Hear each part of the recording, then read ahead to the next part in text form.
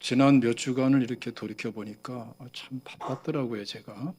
그 지난 주간만 하더라도 어, 어제 아침부터 저녁 무렵까지 성령 수양회를 인도하고, 또 목요일 날은 충신대학 신학대학원에서 특강을 해달라 그래서 가서 또 준비하고 특강을 해주고, 월요일 날은 또 충신대학 선교대학원에서 말씀을 전해달라고 그래서 또 가서 설교하고 오고, 또 그때마다 하나님께서 여러 가지 은혜를 많이 주시더라고요. 반응도 아주 좋고, 그래서 얼마나 감사한지 몰라요.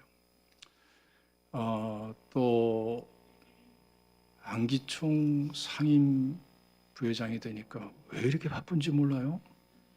뭐 회의가 뭐 이렇게 많은지 몰라요. 그리고 또 후속 회의가 있고 함께 해줘야 되는 그러한 부득이한 일들이 또 있더라고요.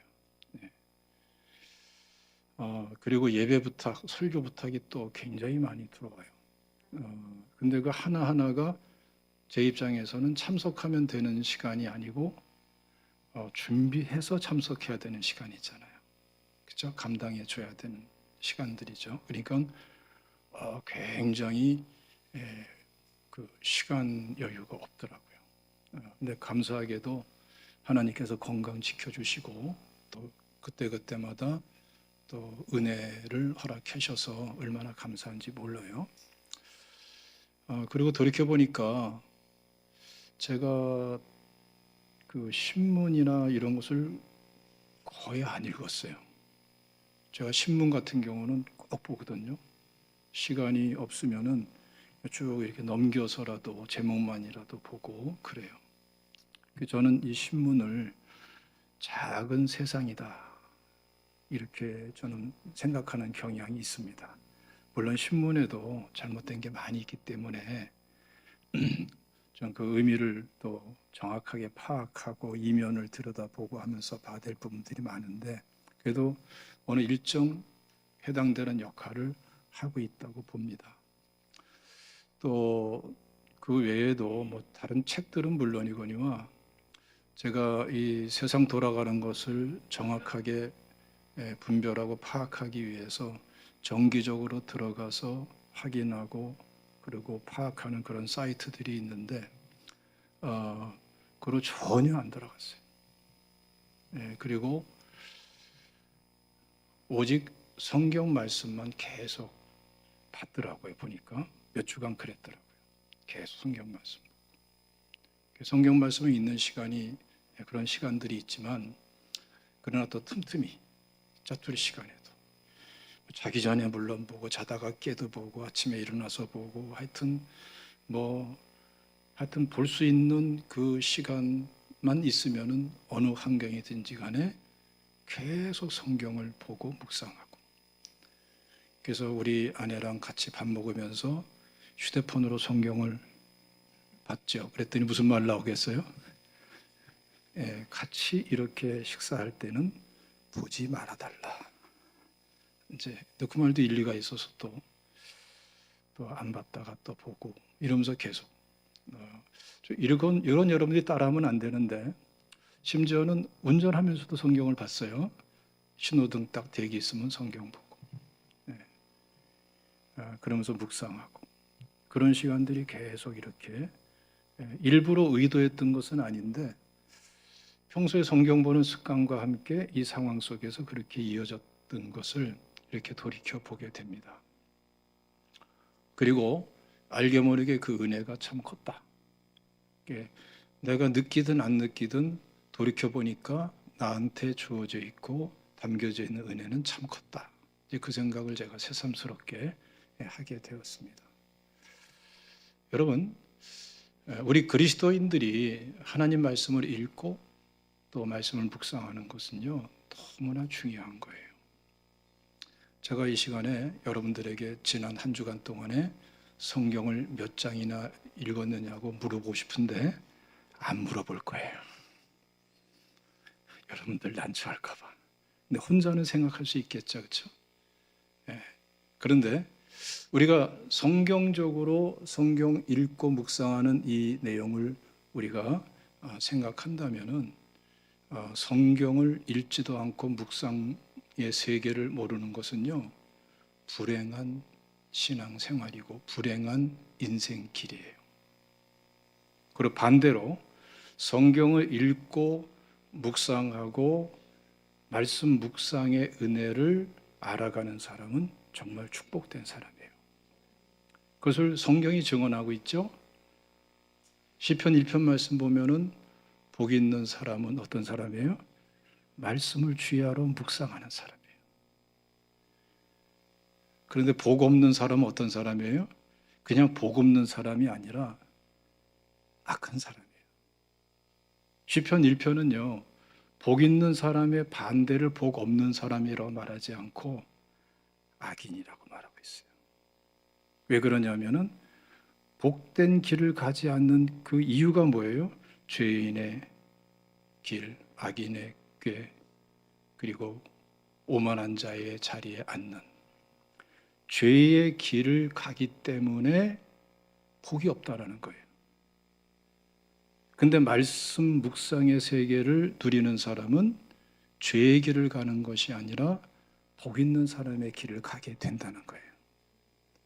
그래서 내가 갈 적에는 힘이 들어서 실패할 확률이 많지만 내가 가지는 방식은 참 은혜롭고 쉬운 거예요. 복 있는 사람으로 되어져 간다는 거예요. 시냇가에 심은 나무처럼 시조를 쫓아 과실을 맺는 것처럼 그 형통함의 역사가 복 있는 사람으로서의 삶으로 전환시켜 버린다는 거예요. 그래서 말씀을 읽고 묵상하는 게 우리 그리스도인들에게 얼마나 중요한지 몰라요. 오늘 여러분 이 시간에 오늘 본문 말씀도 동일한 말씀을 하는데 시편 1편 말씀을 더 구체적으로 말씀을 하고 있는 것입니다. 한번 읽어보겠습니다. 1절과 2절입니다. 시작. 여호와의 종 모세가 죽은 후에 여호와께서 모세의 수종자 눈의 아들 여호수아에게 말씀하여 이르시되 내 종 모세가 죽었으니 이제 너는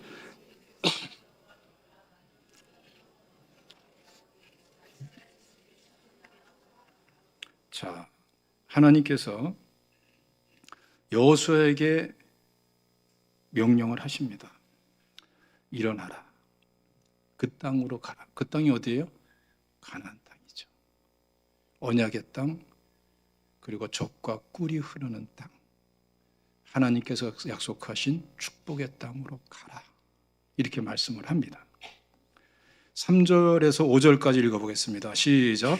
내가 모세에게 말한 바와 같이 너희 발바닥으로 밟는 곳은 모두 내가 너희에게 주었노니 곧 광야와 이 레바논에서부터 큰 강 곧 유브라데 강까지 해쪽 속의 온 땅과 또 해지는 쪽 대해까지 너희의 영토가 되리라. 내 평생에 너를 능히 대적할 자가 없으리니 내가 모세와 함께 있었던 것 같이 너와 함께 있을 것임이니라. 내가 너를 떠나지 아니하며 버리지 아니하리니. 하나님의 언약의 기초에서 다시금 확증해 주는 말씀이 뭡니까? 내가 언약한 땅은 이미 너희에게 주어진 땅이다. 그거예요. 이제 너희 영토가 될 것이다. 이건 이미 주어진 것을 취하라. 취하게 된다. 취할 수 있다. 이걸 말씀하는 거예요. 그리고 또 한 가지 중요한 말씀하죠. 너와 함께 있을 것이다. 누가? 하나님이. 그러니까 우리 신앙생활은 이런 거예요. 우리가 안 믿는 사람들과 같이 똑같이 하루 밥 먹고 뭐 세수하고 사회생활하고 똑같아 보이지만 살아가는 원리와 방법이 달라요. 그들은 하나님 없이 살아가고 우리는 하나님을 모시고 살아가요. 우리는 하나님께서 함께 하시는 삶을 사는 거예요. 근데 더 놀라운 것은 하나님께서 우리에게 언약하신 이미 언약으로 주신 그 축복들을 이 말씀을 통해서 언약하신 그 축복들을 얻어가면서 사는 것이 우리 그리스도인들의 삶의 특징인 거예요. 그래서 신앙생활을 뭐 취미생활, 교양생활, 문화생활처럼 하는 사람은 진짜 안타까운 거예요. 하나님과의 관계에서 하나님이 무엇을 언약하셨고 무엇을 실현해 주시고자 하고 하나님께서 어떻게 함께하고 계시는가, 그거를 성경 말씀을 통해서 알아야 되는 거예요. 그리고 그것을 취해야 될 줄로 믿습니다. 그래야지 이 세상에서 승리할 수가 있는 것입니다. 그런데 이와 함께 우리에게 크게 도전을 주는 말씀이 나오죠. 자, 6절과 7절 다 같이 봉독합니다. 시작. 강하고 담대하라. 너는 내가 그들의 조상에게 맹세하여 그들에게 주리라 한 땅을 이 백성에게 차지하게 하라. 오직 강하고 극히 담대하여 나의 종 모세가 내게 명령한 그 율법을 다 지켜 행하고 우로나 좌로나 치우치지 말라. 그리하면 어디로 가든지 형통하리니. 아멘. 강하고 담대하라 이렇게 말씀해요. 근데 이걸 좀 잘 생각해야 됩니다. 얼핏 생각하면은 가나안 땅에 들어가면서 가나안 7족속과 함께 전쟁이 일어날 테니까 강하고 담대하라 이렇게 생각할 수도 있어요. 근데 그게 아니죠. 물론 이 가나안의 족속들은 굉장히 힘이 있는 사람들입니다. 정말 그 비옥한 땅에서 경제력이 있고 또 잘 훈련되고 준비된 군사들이 있고 또 여리고 성이 말하는 것처럼 엄청난 성들이 있죠. 여리고 성은 보통 이중벽으로 되어 있다고 그래요. 그래서 보통 난공불락의 성으로 평가되어 왔던 것입니다. 그러니까 이들은 굉장히 건축술도 뛰어나고요. 우리가 세계사를 보면은 문화가 아주 고도로 발달하는 그 환경이 필수적인 게 있죠. 공통된 환경이 뭐냐면 농경문화, 정착문화, 그렇죠? 거기에서는 문화가 계속 발전해요. 이 가나안 땅은 농경사회란 말이에요. 엄청나게 문화적으로 앞서 있고 과학이 발달되어 있는, 그 당시로서는 상당히 앞서 있는 나라들이에요. 근데 이스라엘 백성들은 어떻습니까? 무려 400년 가까이 애굽에서 노예살이 하다가 6월절 날 황급하게 탈출해 온 사람들이에요. 무기도 없어요. 애굽의 문화는 발전됐지만 자기들은 노예 생활이요. 하층 중에 하층. 그런 생활하다가 온 사람들이에요. 군사도 없어요. 훈련된 군사도 없습니다. 그러니까 가나안 7족속과 싸운다는 것은 중과 부적이다 이렇게 볼 수가 있어요. 그럼에도 불구하고 하나님께서는 강하고 담대하라는 이 말씀의 초점을 전쟁을 위해서 강하고 담대하라 이렇게 말씀하는 게 아니에요. 전쟁은 다가오지만 그러나 진짜 강하고 담대할 것은 그 이전에 내용이 있다. 그것은 말씀대로 사는데 강하고 담대하라. 이걸 말씀하는 거예요. 얼핏 생각하면 이해가 안 될 것 같지만 우리가 좀 더 구체적으로 생각하면 충분히 이해가 되는 겁니다. 여러분들 사회생활하면서 말씀대로 살기가 쉬웠던가요? 쉽지가 않죠. 가끔 제가 그런 것을 몇 번 본 적이 있어요. 저녁에 특별한 일이 있어서 다른 분과 만나서 식사하고 그러면은 한쪽에서는 한 10명 안팎의 사람들이 모여가지고 같이 음식을 나누고 그리고 다 소주잔들이 있고 요새는 소맥이라 해가지고 맥주잔도 같이 있어서 맥주와 소주를 다 섞어가지고 있는데 보니까 다 직장 동료인데 거기에 아주 위층에 위에 있는 사람도 있고 지금 갓 입사한 직원도 있고 당연히 남자 직원도 있지만 여자 직원도 있고 이제 갓 졸업해서 갓 입사한 그 직원들에게 동시에 잔을 지켜들고 뭐라 그래요? 위하여. 도대체 뭘 위하는지는 모르겠어요. 위하여. 술을 위한지 하여튼 위하여 그래요. 그 벗어나기가 쉽냐고요.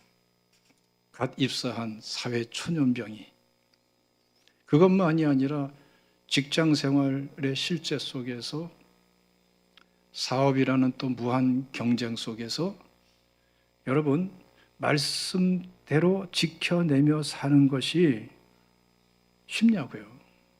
많은 사람들이 좌절하고 흔들려요. 그리고 내가 이러한 사회 환경 흐름 속에서 말씀대로 살면은 살아낼 수 있겠는가? 낙오자가 되지 않겠는가? 나는 도태되지 않겠는가? 나는 먹고 살 길 없어지는 거 아닌가? 별 고민들이 쫙 깔려 있는데 매일같이. 술 마시는 건 오히려 여러분 가시적인 그런 특성을 지니고 있습니다만은, 상징성을 지니고 있습니다만은, 그 이면에 정말 감당하기 어려운, 말씀대로 살아내기가 어려운 일들이 얼마나 많이 펼쳐집니까? 바로 그 삶의 실제 속에서 말씀대로 살아내기 위해서 강하고 담대하라. 이게 바로 오늘 본문의 말씀인 거예요. 쉽습니까 이게? 어렵죠.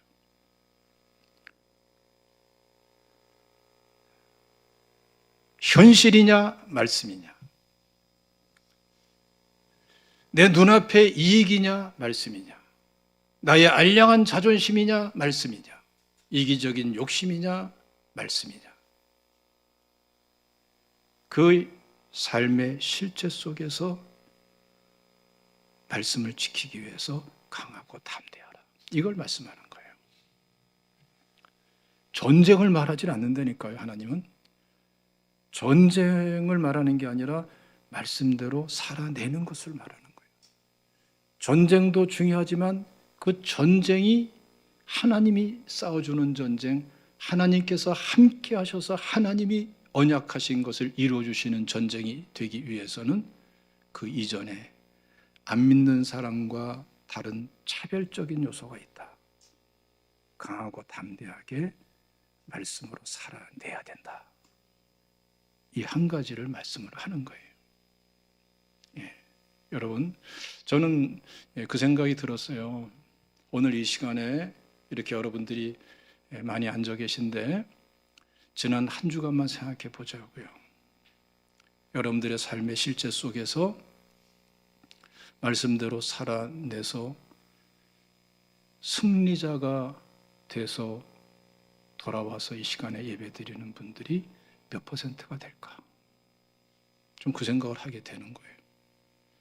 그렇지 않으면은 이렇게 저렇게 폐잔병이 돼가지고 하나님 앞에 죄송합니다 하고 앉아있는 분들이 또 몇 퍼센트가 될까? 어느 쪽이 더 많겠어요? 뻔하죠. 이거를 말씀하는 거예요. 그리고 이와 함께 뭘 말씀하냐 하면은 그래서 사실은 어려운 거다. 삶의 실제 현장에서 비겁해졌기 때문에, 말씀대로 사는데 비겁해졌기 때문에 너는 승리하지 못한 거다. 사실은 그래서 손해본 거다. 그래서 실패한 거다. 그래서 마음 아픈 거다. 그래서 상처 주고 상처받았고 갈등 구조는 더 커졌던 거다. 우리가 지금 아파하고 힘들어하는 문제점들을 일일이 나열하진 않아도 이 배경 속에 다 끌어안고 있는 거예요. 그러면서 하나님께서 주시는 해답이 제시됩니다. 이 해답은 어떤 해답일까요? 우리를 창조하신 하나님이 우리에게 주시는 해답이에요. 가장 정확하겠죠.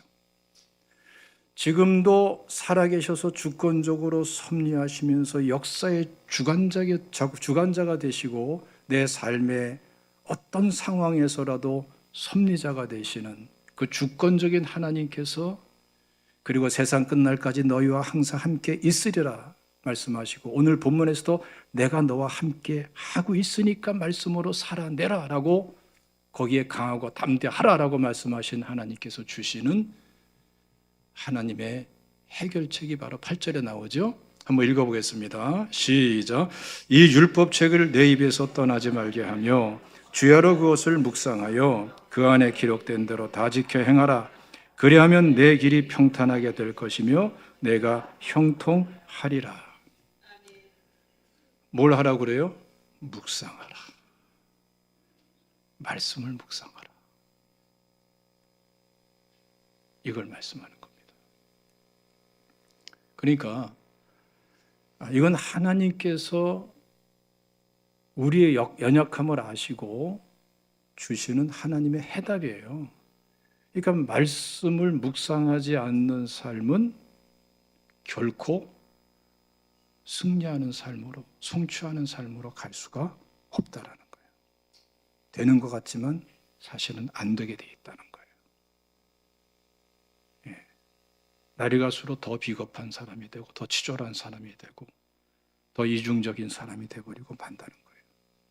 그리고 그 상처는 깊이 깊이 심령에 뿌리 박히게 된다 이거예요. 그래서 말씀을 소홀히 하는 사람은요, 자포자기 인생을 사는 거예요. 말씀을 읽으셔야 돼요. 그리고 묵상의 세계를 알아가셔야 돼요. 묵상의 세계를 누려야 돼요. 말씀 묵상의 은혜를 알아가고 누리고 그 축복을 받고 나눠줄 수 있는 사람이 돼야 되는 거예요. 그게 우리에게 주신 하나님이 축복하시는 방법이에요. 그러면 우리는 복 있는 사람이 어느새 되어져 있고, 그리고 언약된 축복의 땅을 현실적으로 하나님의 언약 속에 담겨 있는 은혜와 축복들을 현실적으로 제대로 누릴 수 있고 또 나눌 수 있는 축복의 사람이 되는 거예요. 누가 하시는 거죠? 하나님이 해주시겠다는 거예요. 우리가 하나님의 자녀이기 때문에. 있습니까? 이 말씀 묵상에 대해서, 묵상이라는 이 본문의 말씀도 그렇고요, 시편 1편의 말씀도 그렇고 똑같은 단어를 사용하고 있어요. 하가라는 똑같은 단어를 사용하고 있는데 그 의미가 굉장히 여러 가지예요.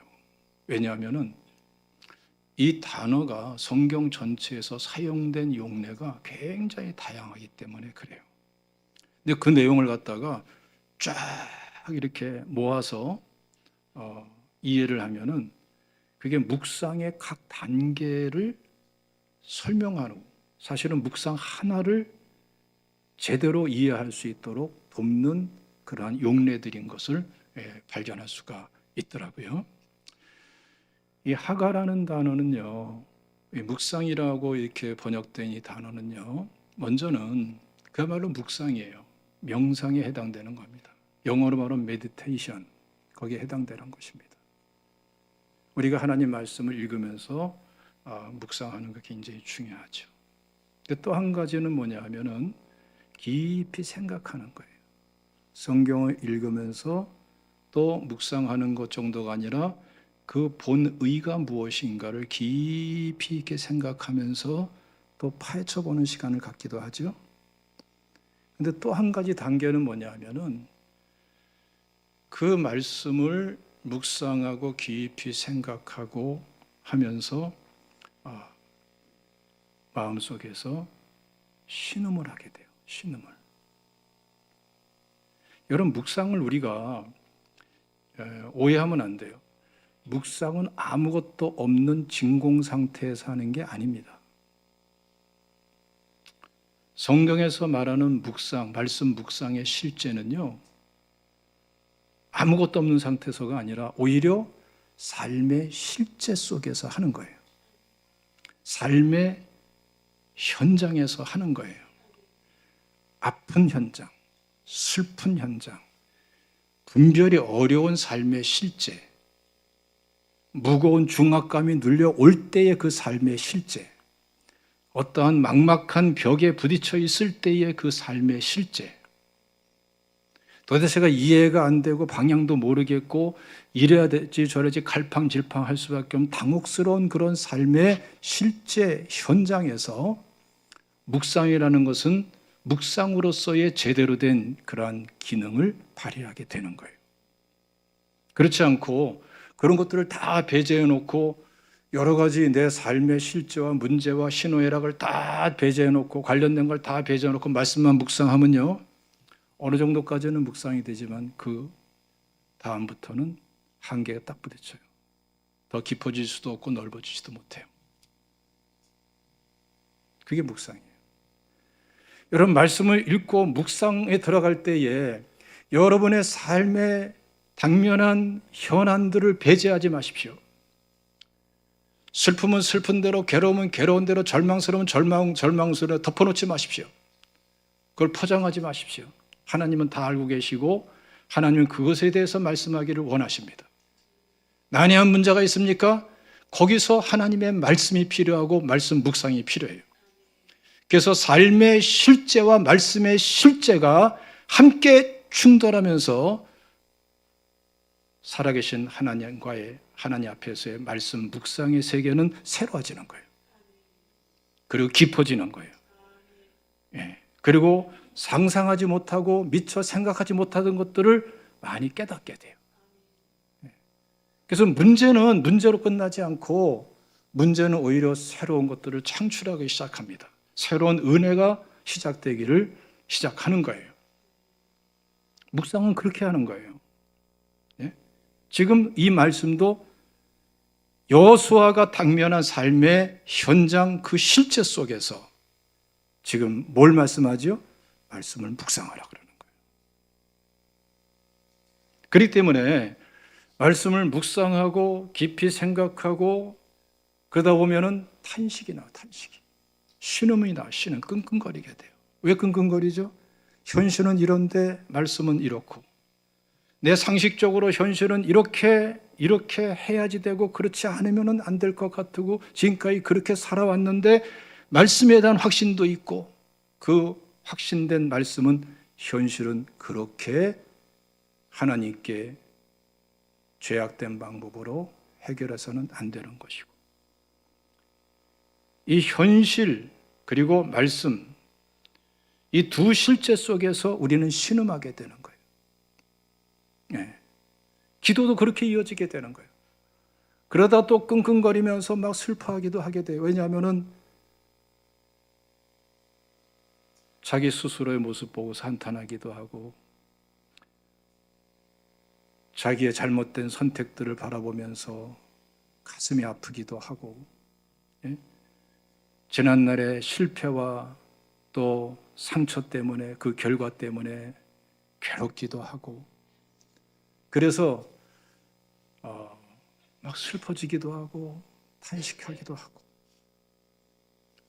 그래서 묵상이라는 것은 어느 조그만 단계만 지나면은 내 전인격이 담길 수밖에 없고 감정이 담길 수밖에 없어요. 내 희노애락 전체가 다 담겨요. 그 슬픔만이 아니라 그 다음 단계는 막 감탄도 나와. 새로운 분별이 생기고 새로운 깨달음이 있고 새로운 은혜가 있고 분별력이 분명하니까 이게 역시 하나님의 말씀이야. 역시 하나님의 말씀은 놀라워. 감탄다고 탄식다고 무릎도 치는 거예요. 심하면은 말씀 묵상하다가 떼굴떼굴 구르면서 울기도 하고 무릎 치면서 일어나서 환호성을 지르기도 하고 그럴 수도 있는 게 묵상의 세계인 거예요. 이 묵상을 누리라는 거예요. 그리고 이렇게 묵상의 시간이 이어지면서 또 다른 형태의 단계가 이르게 되는데 그게 뭐냐 말이죠. 속에서 막 끓어오르는 게 있어요.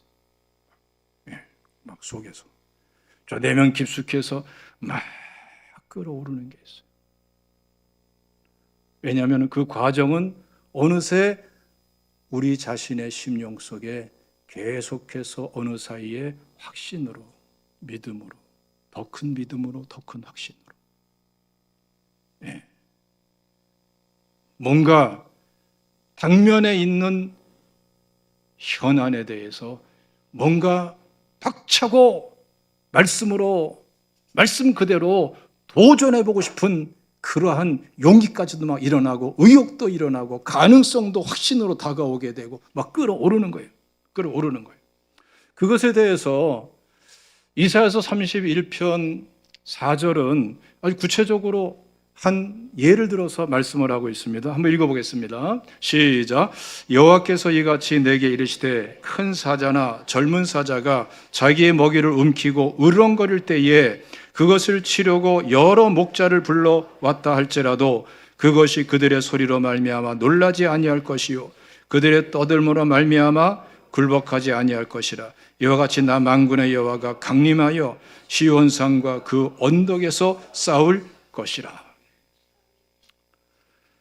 여러분, 사자가 막 표하고 하는 거 본 적 있죠? 영상으로도 봤을 거 아니에요. 꽃만 봤나? 이게 틀려요, 다른 동물하고는. 예를 들어 집안의 그 애완경들은 어떻습니까? 지저도 앵앵. 요 목도 사용 안 하는 것 같아. 요 그냥 아구에서만 소리 나는 것 같아. 잘해봐야 목이에요, 목소리. 조금 좀 무게 있고 힘이 있고 조금 맹수 축에 속하는 그런 동물들은 가슴까지 사용합니다. 예? 그래서 여러분, 늑대가 오 할 때 보세요. 목도 울리지만 가만히 보면은 가슴까지 소리가 나는 것을 볼 수가 있어요. 그런데 사자 같은 짐승은요, 더 깊어요. 저 아랫배에 깊숙이, 배꼽 밑에 저 깊숙이서부터 와, 생경 막 보면 이 갈비 전체가 벌어졌다가 이렇게 줄어들면서 저 아랫배 저기 허벅지 뒤쪽까지 그냥 꽉 조여들면서 이게 토하는 건지 표하는 건지 으르렁거리는 건지 어떻게 표현하기 어려울 정도로 어떻게 그렇게 울어요? 하고 표를 하면은 산천초목이 떤단 말이에요. 그걸 좀 말하는 거예요. 그러니까 하나님 말씀 묵상의 세계에서 하나님이 주시는 확신이 꽉 들어차 가지고서 삶의 실제를 딱 바라볼 적에는 그 전과는 다르다 이거예요. 뭔가 하나님 앞에서의 하나님과의 관계에서의 말씀 묵상으로 인한 확신과 믿음이 꽉 차가지고 현실을 뛰어넘는 뭔가 알 수 없는 확신이 꽉 차가지고 근질근질해. 두고 보자.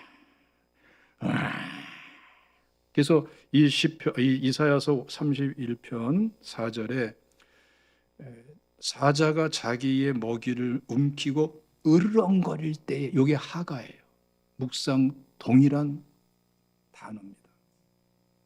으르렁거릴 때, 묵상을 으르렁거리는 사자의 표에다가도 이렇게 사용하는 걸 볼 수가 있어요.